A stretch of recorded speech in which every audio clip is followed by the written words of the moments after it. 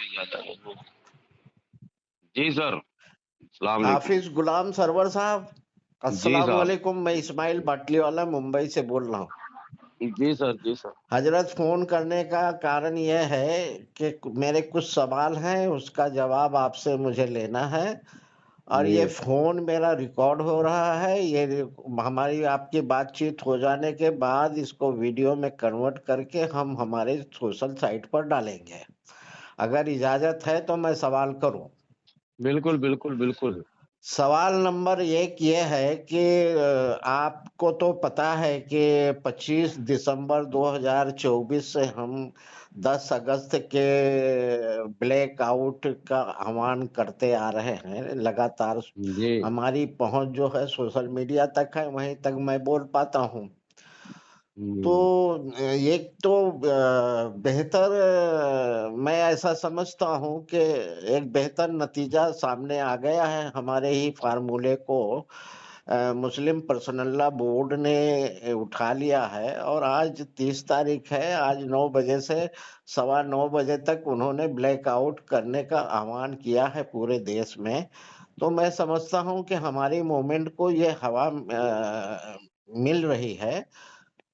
तो एक तो ये हो गया। दूसरा ये है सवाल कि अगर औकाफ का मसला मुसलमानों का है, तो आर्टिकल 341 का भी मसला मुसलमानों से जुड़ा हुआ है।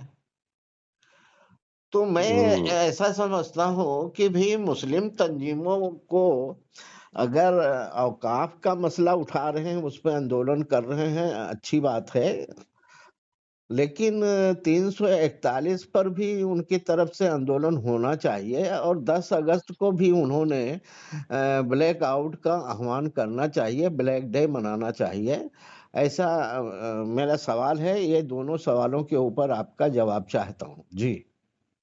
हाफिज सरवर देखिए, साहब। पहली बात कि वक्त का मामला मुसलमानों का है, जी ये आम मुसलमानों को किसने बताया?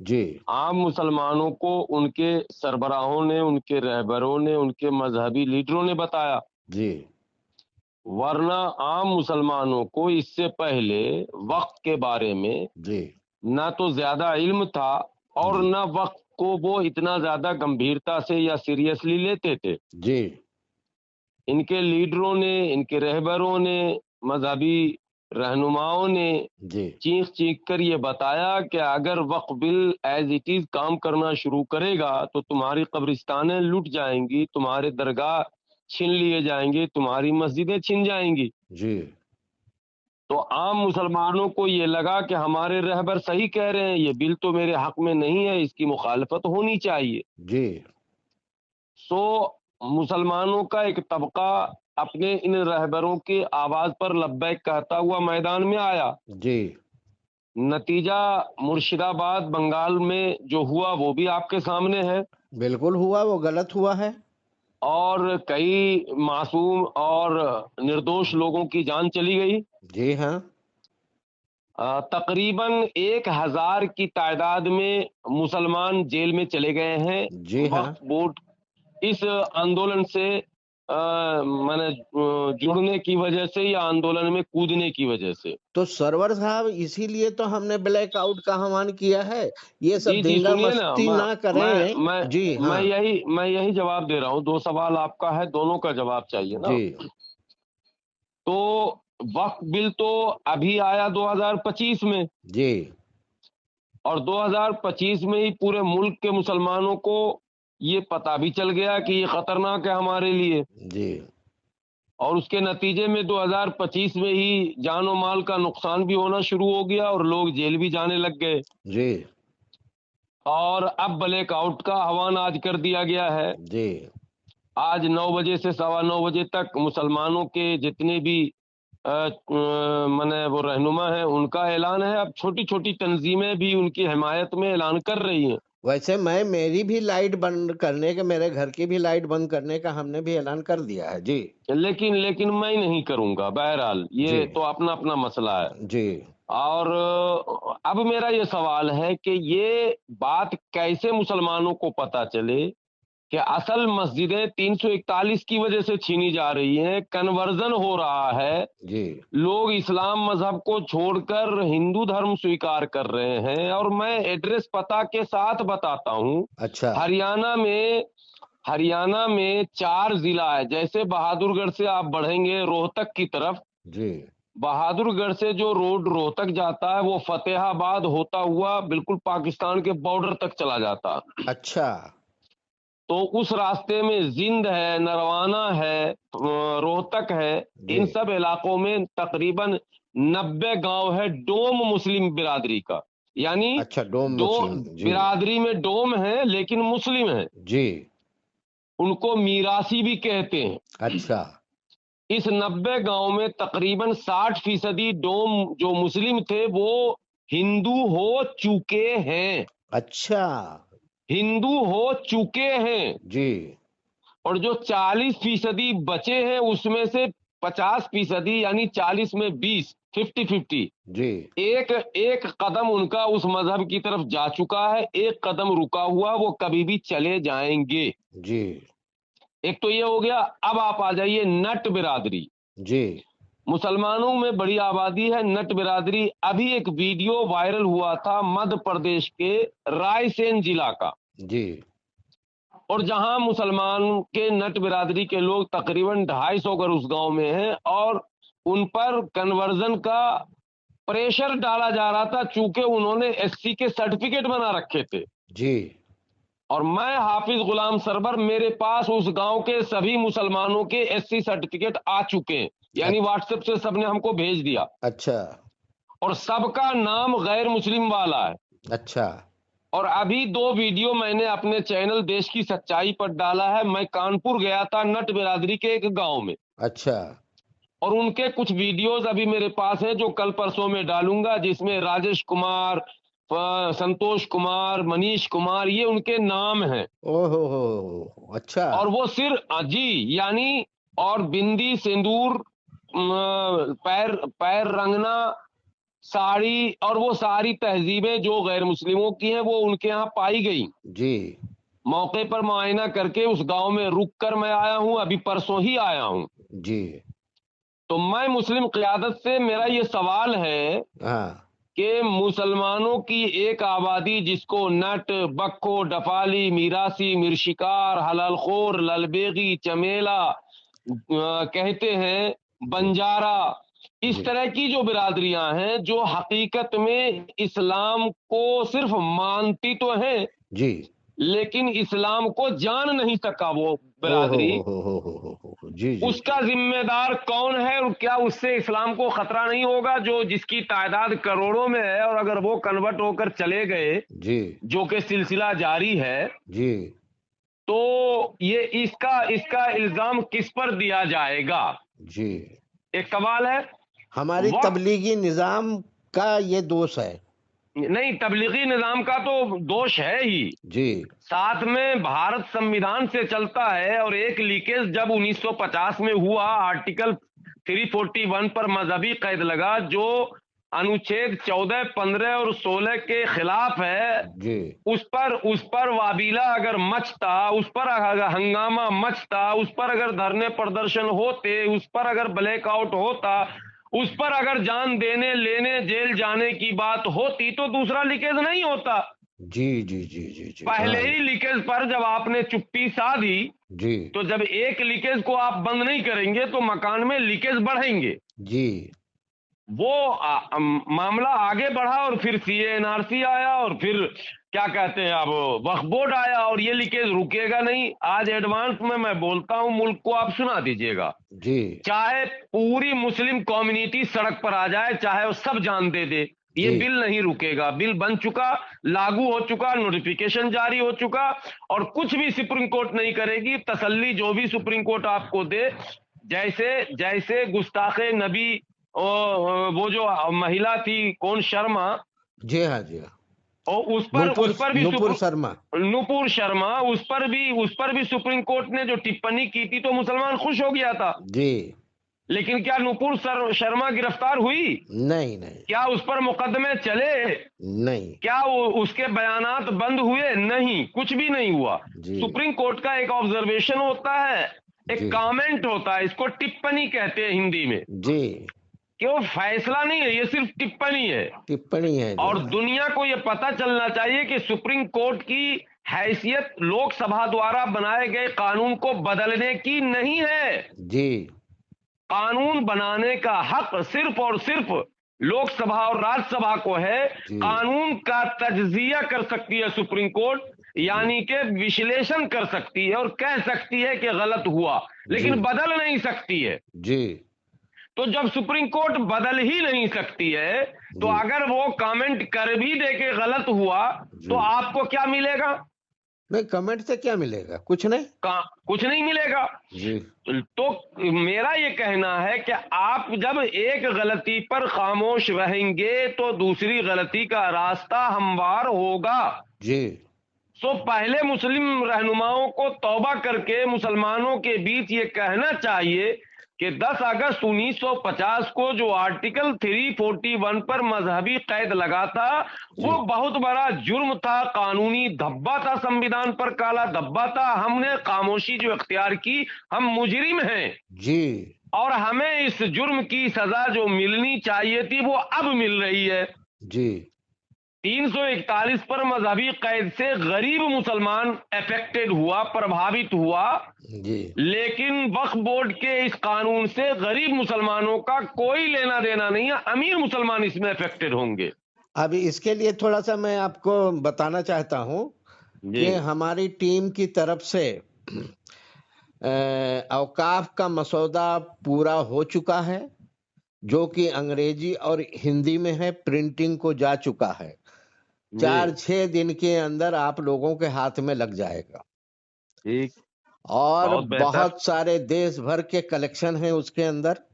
जी देश के लोगों को 140-42 करोड़ लोग को वो मसौदा पढ़ना चाहिए, जो बिल्कुल रसूल रहमत की जो पद्धत रही है औकाफ के बारे में, ठीक वैसा मसौदा ये है जी। यह जानकारी आपके जरिए आपके लोगों तक मैं बता रहा हूँ जी साहब। अब रही मेरा हाँ देखिए, पहली बार कोई ऐसा कानून बना है जिसमें जिसमें हमारे रहबर सीधे सीधे उनके गले पर हाथ पहुंचा है। जी। तो जब गरीब मुसलमानों के खिलाफ कानून साजी हुई और आप खामोश रहे, तो अगला नंबर आपका है। हाँ बिल्कुल, ये तो होगा। तो अब जो जितने कमर्शियल प्लॉट्स हैं, जी जिसका मिसयूज, दुरुपयोग, उसका जो गलत इस्तेमाल हमारे लोगों ने किया, क्या इस बात से कोई इनकार करेगा?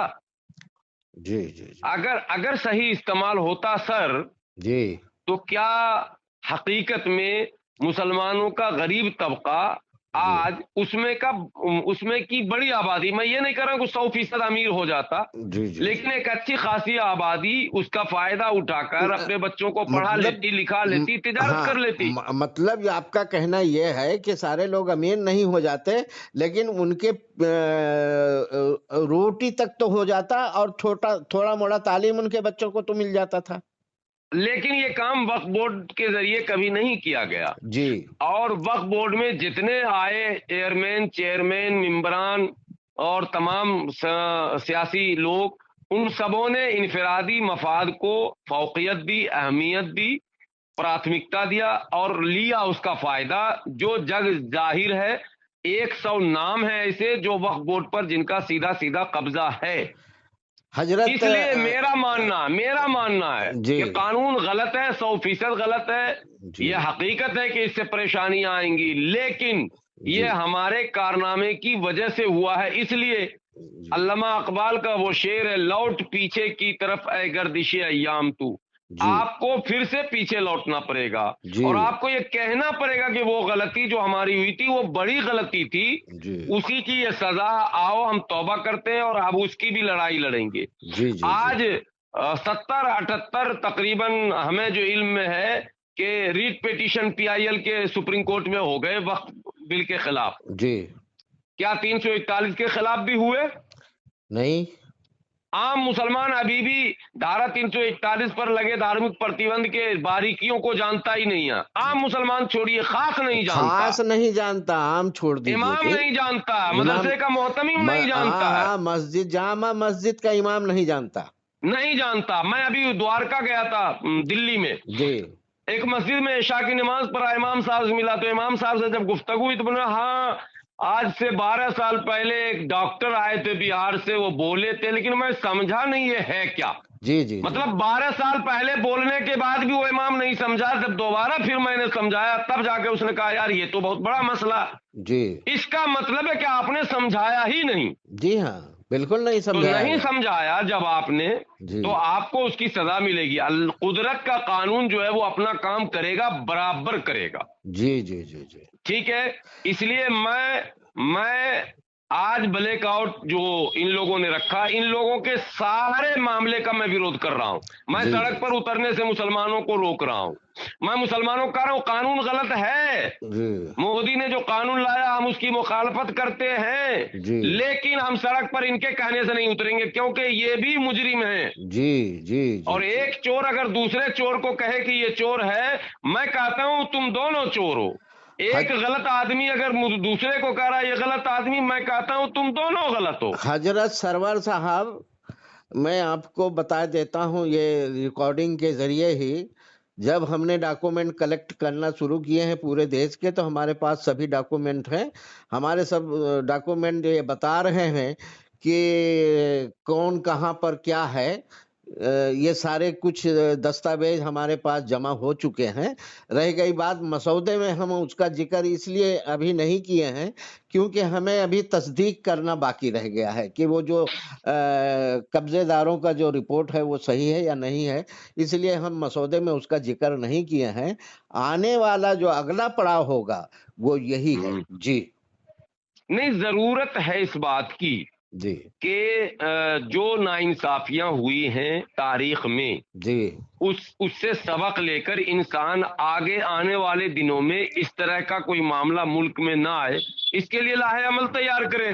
बिल्कुल, मैं इससे सहमत हूँ। कल अगर गलती हो गई थी तो आज होश में आ जाइए, उसको गलती को सुधारा जा सकता है। सुधारा जा सकता है, लेकिन जी आज भी ये बजिद है कि नहीं सिर्फ वक्त बचाएंगे बाकी तुम जहन्नम में जाओ। जी जी जी तो सिर्फ आप अगर वक्त बचाने के लिए उतरे हैं जी तो मैं आपके साथ नहीं हूं, जी क्योंकि जी वक्त हमारा मसला रहा नहीं। 75 वर्षों में हमने देखा नहीं किधर है कहाँ है। जी जी वक्त किस चिड़िया का नाम है, हमने उसको कहीं उड़ता हुआ नहीं देखा। जी हमने तो उसके चेयरमैन को कार से चलता हुआ देखा, हवेलियों में रहता हुआ देखा, शॉपिंग मॉल में अपनी जगह बनाता हुआ देखा। तो जी मैंने जो देखा वही समझ रहा हूँ, मुसलमानों के लिए तो कुछ है ही नहीं वो। जी जी जी जी जी जी। अब रही बात कब्रिस्तान, मस्जिद, ईदगाह और इसका, तो जब ये बिल नहीं आया तब बाबरी मस्जिद टूट गया, तब कौन वक्त बिल था? जी जब ये बिल नहीं आया उससे पहले संभल की मस्जिद पे दावा ठोक दिया गया, जब बिल नहीं आया उससे पहले मथुरा काशी में दावा ठोक दिया गया, जब बिल नहीं आया उससे पहले ईदगाहों में खून बहाए गए, जब बिल नहीं आया तभी कब्रिस्तान कब्जे हो रहे हैं, जब बिल नहीं आया बिहार में 50 कब्रिस्तान जो है वो लोग कब्जा कर रखे हैं जो लोग वक्त के समय बिल के खिलाफ हमारे साथ लड़ रहे हैं। जी उन्होंने कब्रिस्तानें कब्जा कर रखी हैं, आज की तारीख में उन्हीं के कब्जे में। जी जी खुसरूपुर चले जाइए, बख्तियारपुर चले जाइए, फतुहा चले जाइए, आदिलपुर, खिरोदरपुर, ये मैं गांव का नाम बता रहा हूं, लोग सुने, अंधे जी बहरे लोग सुन ले कम से कम। जी जी जी गयासपुर एक गांव है बख्तियारपुर के पास, वहां कई एकड़ कब्रिस्तान की जमीन है जो आरजेडी का विधायक है। जी ठीक है, वो अनिरुद्ध मुखिया उसका नाम है, अनिरुद्ध मुखिया, जी वो कब्जा कर रखा है, वो जी आरजेडी का विधायक है। और आरजेडी कहती है कि अगर हमारी सरकार आएगी तो हम कूड़ेदान में डाल देंगे। जी तो भैया हम ये मक्काराना लफ्जों का हम समर्थन नहीं करेंगे। हम ये कहते हैं तुम जो कब्जा कर रखे हो पहले उसको फ्री करो, मेरे हवाले करो, जी जी जी तब हम तुम पर यकीन करेंगे। जो उलमा उछल रहे हैं वो कब्जा किए हुए हैं, जी जो लीडरान उछल रहे हैं मुस्लिम या गैर मुस्लिम वो कब्जा किए हुए हैं। जी जी जी तो हम मोदी की मुखालफत में दूसरे चोर का समर्थन नहीं कर सकते, हम दोनों को चोर मानते हैं। जी जी। ये अच्छा, मेरा ओपिनियन है। बिल्कुल जी बिल्कुल, बहुत सही ओपिनियन है, सही रास्ता है आपका। और आज नहीं सही है, जब से हम आपको देख रहे हैं, मिल रहे हैं, पढ़ रहे हैं, सुन रहे हैं, तब से सही है। अब दूसरा एक सवाल मेरा ये है कि दिसंबर 2025 से हम ब्लैकआउट का आह्वान कर रहे हैं और सबसे गुजारिश कर रहे हैं, सबके नाम हमने वीडियो बनाए हैं, मुस्लिम के मजहबी तंजीमों के नाम अपील जारी की है और मुस्लिम की पॉलिटिकल तंजीमों के नाम हमने जारी किए हैं, मुस्लिम की सामाजिक तंजीमों के नाम हमने वीडियो बना के अपील की है। पसमानदा लीडरशिप के नाम हमने वीडियो बना करके और लेख के जरिए हमने अपील की है। इस पर आपके संगठन का भी नाम है, आपके नाम डॉक्टर एजाज अली को संबोधित करते हुए भी हमने अपील की है। एक नजर इस पर जरा आप खुलासा करिए कि सबने पूरे देश के मुसलमानों ने भी और जो ईसाई तबका है वो और जो तबके अगर कोई मेरी नजर से नहीं गुजरे हैं वो भी इस ब्लैकआउट में शामिल हो करके चाहे तो अपनी आवाज जो है बड़े पैमाने पर हाउस तक पहुंचा सकते हैं। गुलाम सरवर साहब का जवाब चाहता हूं। देखिए, जब आपने ये तजवीज पेश की थी कि हमें 10 अगस्त को ब्लैकआउट करना चाहिए, जी तो मुझे लगता है कि भारत में पसमानदा के नाम पर चल रही जितनी भी तंजीमें हैं सो कॉल्ड, हाँ उनका क्या जवाब आया मुझे नहीं पता, लेकिन गुलाम सरवर ने पहली बार आपको इसके लिए मुबारकबाद भी पेश किया और जी आपके उस वीडियो को शेयर भी किया और हमारी तंजीम ने भी ये तहैया किया है कि इस अभियान को हम बल देंगे, ताकत देंगे, लोगों से अपील करेंगे। बहुत बहुत शुक्रिया। ठीक है। जी तो लेकिन एक सवाल है कि क्या किसी और दीगर तंजीमों ने जो आज वक्त पर चिल्ला रहे हैं, उन्होंने कोई आपको फोन करके कहा क्या? नहीं नहीं नहीं नहीं नहीं नहीं मुझे उन्होंने तो आपका मुद्दा चुरा लिया, जी सिर्फ मुद्दा चुरा लिया, मगर ये नहीं कहा कि बाटली वाला साहब आपने ये तजवीज बड़ी अच्छी पेश की है, इसमें न हींग लगे, न फिटकरी, न सड़क पर जाना, न पूंजी लगाना, सिर्फ 15 मिनट के लिए ब्लैकआउट करना। हाँ एक बड़ा मैसेज पूरी दुनिया में जाएगा। जी ये एक फोन मुद्दा किस अभी मुस्लिम पर्सनल ने एक मुद्दा और चुराया ना, जब हमने ये कहा था कि 10 तारीख का होली बंद करो और नीतीश और पासवान और इनको उनको जो है नायडू को घेरो, तो वो भी तो उठाया उन्होंने। जी जी बस ये मुद्दा चोरी कर सकते हैं, ये समर्थन, इनकी नीयत सही नहीं है जी और जब तक ये आवाम के बीच जाकर ये नहीं तो कबूल मुझे भी करेंगे। हजरत सरवर साहब, मुझे भी अफसोस होता है कि मैं कोई छिपा खजाना तो नहीं हूं इस देश में कि नहीं मिल सकता, ऐसा तो नहीं है, बिल्कुल आया हूं। लेकिन ये तो जो मीटिंगें बुलाते हैं इनका सिंडिकेट है, साफ लफ्जों में मैं आपको बता देता हूँ। सबने अपने अपने सिंडिकेट बना रखे हैं, उनके सिंडिकेट के बाहर का कोई आदमी नहीं होगा और मैं बाहर का आदमी हूँ, इसलिए वो कभी मुझे मीटिंग में बुलाते नहीं, मुझसे मशवरा करते नहीं है, मुझे फोन करते नहीं है। और जो आपने पूछा हमें कि एक सेकंड, और आपने जो पूछा पसमानदा लीडरशिप, तो पसमानदा लीडरशिप तो वो हताश है, वो उनका करीब-करीब जिन लोग इक्का-दुक्का जो संपर्क में आए हैं, उन्हें ऐसा लगता है कि मैं उनकी लीडरशिप छीन रहा हूँ। मूर्खों को पता नहीं है, मैं 341 का नाम तो नहीं जानता था, लेकिन इस मुहिम को हमारे दिलीप कुमार जो एक्टर रह चुके हैं, इस मूवमेंट को महाराष्ट्र में उन्होंने हवा दिया था। मैं उनके संपर्क में डायरेक्ट तो नहीं था, लेकिन उनके जो साथी थे उनके साथ में काम कर रहा था। इन मूर्खों को बता रहा हूँ कि भैया हमें, और मेरी उम्र तो 76 साल हो चुकी है, मैं तो अब बाहर 1 साल हो गए, बाहर के दौरे भी बंद कर दिए हैं। हम क्या किसी की लीडरशिप छीनेंगे? हमारी औकात भी नहीं रही है वो चीज़। तो कहने का मतलब मैं अपील करता हूँ हाफ़िज़ गुलाम सरवर साहब के इस बयान के ज़रिए लोगों को, किसी की लीडरशिप नहीं, ये देश जमहूरी देश है, यहाँ सर गिने जाते हैं अगर आपको 341 का मसले का हल चाहते हैं तो तमाम लोगों को, तमाम की नाराजगियां दूर करके इकट्ठा हो करके चिंतन मंथन करें। यहाँ वोट गिने जाते हैं, 10-10 लोगों की टोलियां बनाकर जो उछल कूद कर रहे, उससे नहीं होने वाला, ये मसला हल नहीं होने वाला है। बल्कि मुसलमानों को तो साथ लो ही लो, जो मुसलमान नहीं है उन्हें भी विश्वास में लो और अपनी तकलीफ बता करके एक ताकत दिखाने की कोशिश करिए। ये मेरा सुझाव है। हमें हमें मशावरत से फोन आया किसी किसी जमाने में, यानी 2-4 महीने पहले की बात बता रहा हूँ, समझे सर? जी मशावरत से फोन आया कि आपको जो मशावरत से हम लोग जोड़ना चाहते हैं, जी लेकिन शर्त यह है कि आप जो मुस्लिम रहनुमाओं पर तनकीद करते हैं वो बंद कर दीजिए। जी मतलब साफ है कि इन्हें तनकीद पसंद नहीं है। वो मशावरत से हमको जोड़ना चाहते हैं इस शर्त पर कि तनकीद ना करें हम किसी पर, सरवर यानी साहब, किसी। इसका मतलब यह है कि लुकमा को नाजायज करार दिया जा रहा है। हाँ मुशावरत अगर इस तरह की कह रही है तो वो लुकमा के जो कंसेप्ट है उसकी मुखालफत हो रही है। जी वक्त का इमाम अगर किरात करता है और अगर आप उस आयत का इल्म रखते हैं और वक्त का इमाम अगर लर्जिश करता है तो आप पर वाजिब होता है कि उसे लुकमा दीजिए और बा आवाज बुलंद लुकमा दीजिए। अगर एक बार में नहीं वो करेक्ट होता है तो 2-4 बार भी लुकमा दीजिए जनाब। अगर मुसावरत का ये दावा है कि आप आवाज ना करिए तो मैं समझता हूं कि यह सर्वर पर नहीं हमला है बल्कि लुकमा के कंसेप्ट पर हमला है। जी, तो बस इससे अंदाजा लग गया कि ये जो सिंडिकेट है ये क्या चाहते हैं लोग।